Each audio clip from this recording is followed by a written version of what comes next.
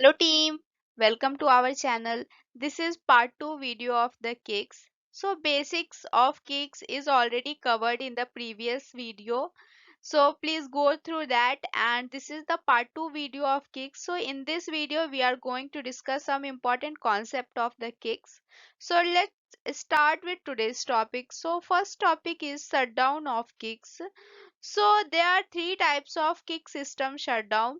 It's a normal shutdown, immediate shutdown, and uncontrolled shutdown. So you can use CEMT perform shutdown.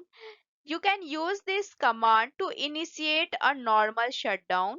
When you want to perform a dump to a DSA at a shutdown at that time, you can use CEMT perform shutdown dump, and uncontrolled shutdown you can use immediate shutdown at that time.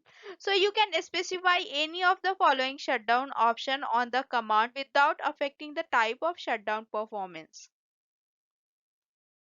So what is SIT? So SIT. So SIT stands for System Initialization Table. So System Initialization Table specifies how a KICS enabled enterprise server is to be initialized when it is a startup. So the primary way to provide the various control information and needed to determine the system initialization table. The DFSCSD micros contains about 50 single parameters addressing all the variable option of for kicks, initialization and processing. If no seed parameter is specified, the unsuffixed default seed is loaded from the SDFH auth. Next topic is what is PLT. So PLT stands for Program List Table. It's also an SIT parameters which is read during the system initialization. Like all kicks table, the first macros specifies types is equal to initial, and it's followed by individual entries, and each PLT entry is simply a program name. Any program or transaction in which need to be started and shut down during the initialization and during the shutdown period must kept in a PLT. There are two phases of PLT execution. First one is PLT-PI. It contains some programs which need to started during the startup, and PLT-PI useful for enabling a task related or global user exit. Also, it's initialize an environment for a system level or vendor code, and it's automating the application initialization. Next one is PLTSD. So PLTSD contains programs and transaction when needs to shut down whenever reason comes down. So also it's useful for writing a buffered information to a file, hardening some application information that may be kept in memory, or any type of necessary application shutdown. Also, it is useful for notifying the applications in other region that current system is becoming unavailable. So our next topic is what is inside the kicks. So first we need to understand what is DFSCSD. So the kick system definition file is the VSAM dataset. It's containing a resource definition records for every resource defined to kicks by means of CEDA and DFSCSDUP.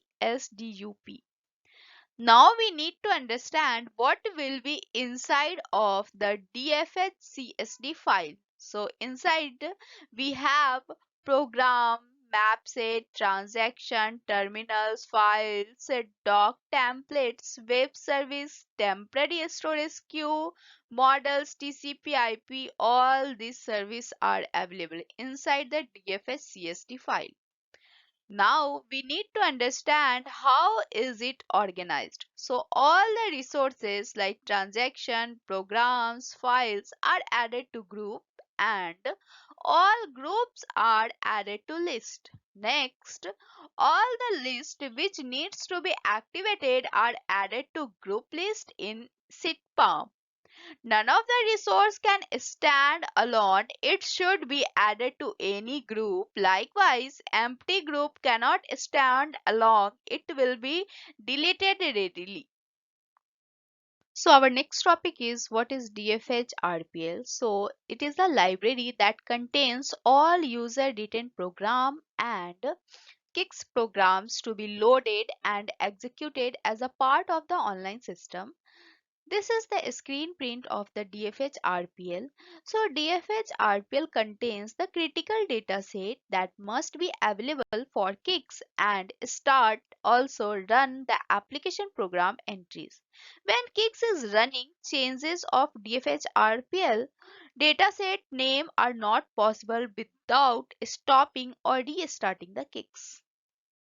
So next one is what is StepLip. So StepLip is used to tell which dataset program resides. It will be coded in the job step and it is only for the step inside of the entire job. Also, StepLip can be placed anywhere in the job step.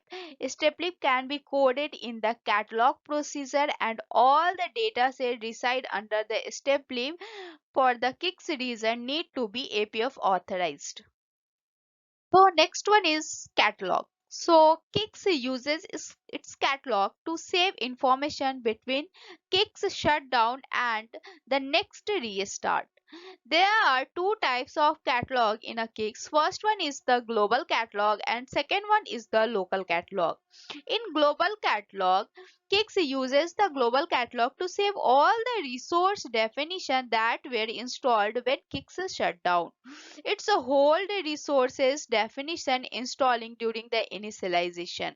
Next is the LCD, that means local catalog. So the kicks domains use the local catalog to save some of the information between kicks run. So it's like the kernel domain, terminal domain, recovery manager domain. So all domain information contained in the LCD. So now next is the dump data set. So Kix uses the dump data set for recording the dumps as the consequence of a failure that is detected when the Kix is running. There are two types of dump data set. First one is the system dump and second one is the transaction dump. So system dump is the core dump initiated by the operating system generally when programming execution occur. There is a difference between the system dump and transaction dump is the system dump connect to MVS dataset while transaction dump connect to the Kix dataset. The transaction dumps provide the representation of virtual storage for address space when an error occurs. So let's understand what is transaction dump dataset. So transaction dump writes a specified area of memory to file to assist you in debugging an application program or to identify why an abnormal termination or storage violation occurred. Kix contains two transaction dump dataset.